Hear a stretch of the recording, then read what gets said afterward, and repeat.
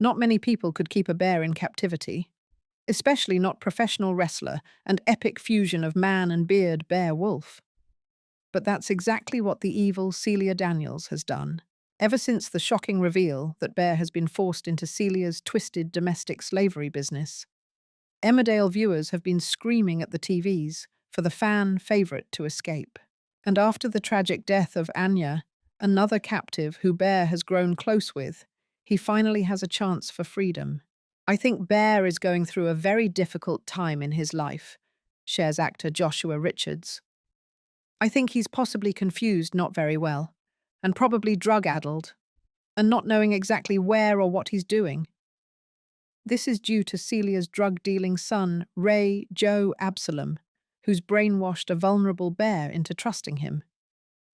Because he's taken himself away from the love of his son and his family, Bear feels somewhere within him somewhat rejected.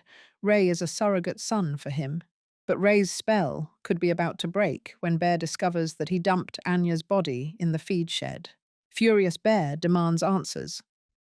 Although the slimy drug dealer talks himself out of trouble, Bear insists on a funeral for Anya to pay his last respects to his dear friend. Surprisingly, Celia agrees. Is this a rare moment of humanity for the scariest farmer in Yorkshire? No such luck. Under cover of night, Celia and Ray gather Bear, Simo and Mick for a makeshift funeral in Butler's Field, where they plan to bury Anya. But audiences will be left disgusted by Celia's cruelty as she orders Bear to dig his friend's grave. I think for Bear, it must have been a very poignant and difficult thing to do, confides Joshua. But of course he wanted to do right by her and show some kind of respect.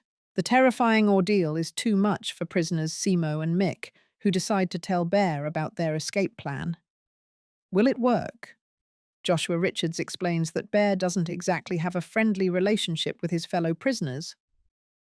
It's not friendly, but it's not antagonistic, because I don't think he's antagonistic towards anybody at this stage.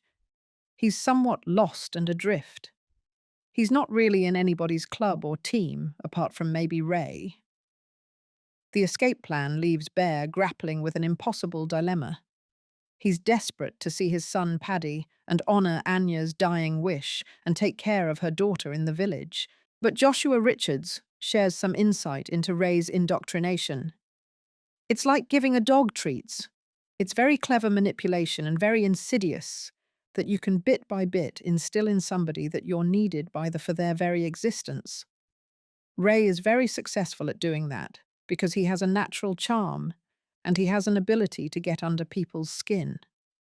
Will Bear ever break his chains?